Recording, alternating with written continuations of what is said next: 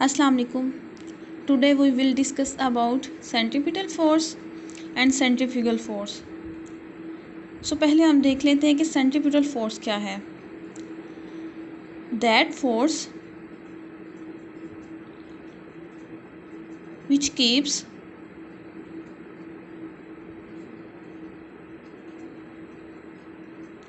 body to move in a circle. To move in a circle. ऐसी force जो कि एक बॉडी को कंटिन्यूसली सर्कल में मूव करवाती है, ठीक है, उसको हम सेंट्रीपिटल फोर्स बोलते हैं. फॉर एग्जांपल,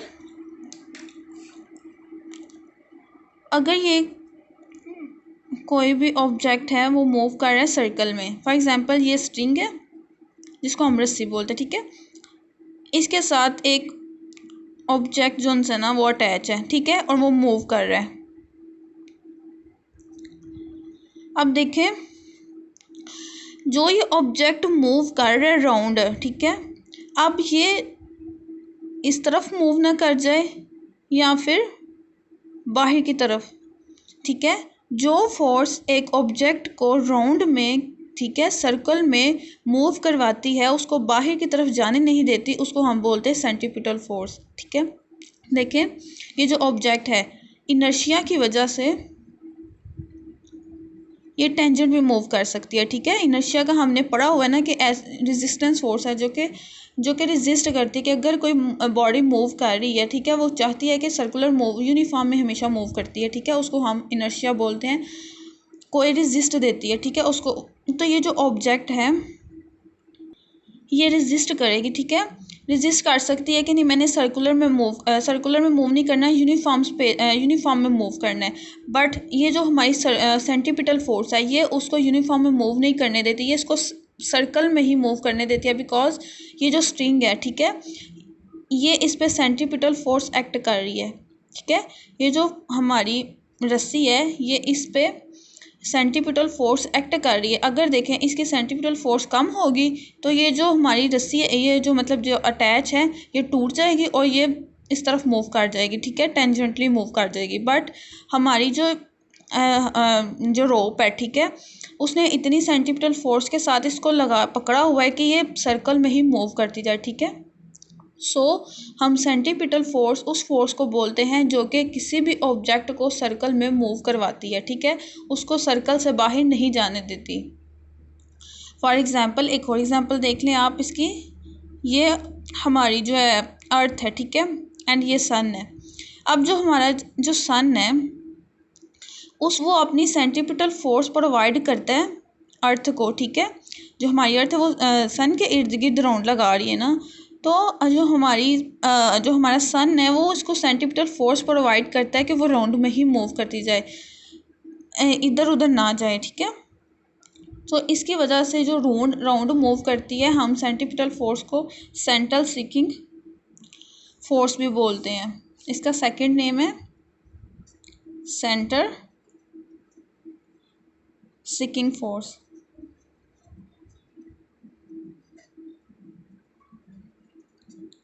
ठीक है. अब ये जो इक्वेशन है सेंट्रीपिटल फोर्स की, जो पूरी थ्योरी है, उन्होंने एक इसको फार्मूला हमें दे दिया हुआ है, ठीक है. वो फार्मूला क्या है? कहते हैं कि कोई भी ऑब्जेक्ट, ठीक है, कोई भी ऑब्जेक्ट आर रेडियस से, ठीक है, ये उसका रेडियस है, पॉइंट ऑफ जो रोटेशन कर रही है, ठीक है, ये इसका जो इस पे सेंट्रीपिटल फोर्स लगा रहा है, ठीक है, ये इसका पिवट पॉइंट है, सेंटर पॉइंट है, एंड ये राउंड मूव कर रही है. कोई भी ऑब्जेक्ट विद आर रेडियस, ठीक है, रेडियस आर के साथ वेलोसिटी वी के साथ मूव कर रही है, उसको हम बोलते हैं सेंट्रीपिटल फोर्स. तो सेंट्रीपिटल फोर्स का हमारे पास फार्मूला क्या आ जाएगा? F is equal to m v का स्क्वायर ओवर आर, ठीक है. एम ऑब्जेक्ट है, ठीक है, उसका मैस है, वी जिस वेलोसिटी से वो राउंड में मूव कर रहा है, एंड आर उसका रेडियस है, ठीक है. अब जो नेक्स्ट हमने फोर्स पढ़नी है वो है सेंट्रीफ्यूगल फोर्स. सेंट्रीफ्यूगल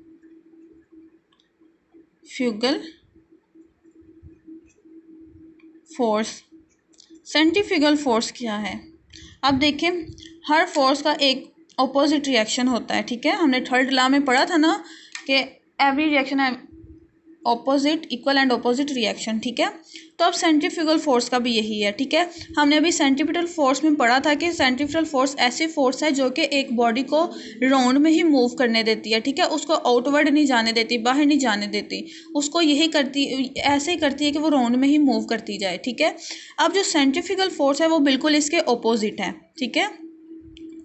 ये बिल्कुल ऑपोजिट है सेंट्रीपिटल फोर्स के। ये क्या करती है? ये अपवर्ड मूवमेंट, ठीक है, अपवर्ड नहीं, आउटवर्ड मूवमेंट करवाती है, ठीक है। इसका सेकंड नेम है आउटवर्ड फोर्स। आउटवर्ड फोर्स क्या है ये? अब फॉर एग्जांपल देखें, कोई भी बॉडी है, ठीक है, वो मूव कर रही है राउंड, ठीक है, ये उसका सेंट्रल ऑफ एक्सिस है, ठीक है। अब हमारी जो सेंट्रीपिटल फोर्स थी वो ये थी कि ये जो ऑब्जेक्ट है वो ऐसे बिल्कुल राउंड में मूव करता जाए, बाहर आउटवर्ड ना जाए। बट जो हमारी सेंट्रीफ्यूगल फोर्स है वो ये है कि जो ऑब्जेक्ट है वो राउंड मूव नहीं करे, बल्कि वो टेंजेंशियल मूव करे, बाहर की तरफ मूव करे, ठीक है, आउटवर्ड मूव करे। इनर्शिया होता है ना, ये किसकी वजह से होता है? इनर्शिया की वजह से। अभी मैंने आपको बताया कि इनर्शिया क्या है। इनर्शिया एक रेजिस्टेंस फोर्स है, वो ये कहती है कि मैं यूनिफॉर्म मोशन में मूव कर रही हूँ स्ट्रेट पाथ में, तो मुझे वैसे ही मूव करने दो, ठीक है। तो यही सेंट्रीफ्यूगल फोर्स भी यही करेगी कि जो ऑब्जेक्ट है ये स्ट्रेट पाथ में मूव करे, ठीक है। इसको हम बोलेंगे सेंट्रीफ्यूगल फोर्स। आप इसकी एग्जांपल ले सकते हैं। फॉर एग्जांपल देखें, ये देखें, अगर कोई ऐसे रोड है, ठीक है, ये रोड अगर मीन के अगर ऐसे काफ़ी ज़्यादा रोड आते हैं जिन पे हम सर्कुलर मूव करते हैं, ठीक है। अब ये सर्कुलर पाथ है एंड यहाँ पे ये रोड बने हुए हैं, ठीक है।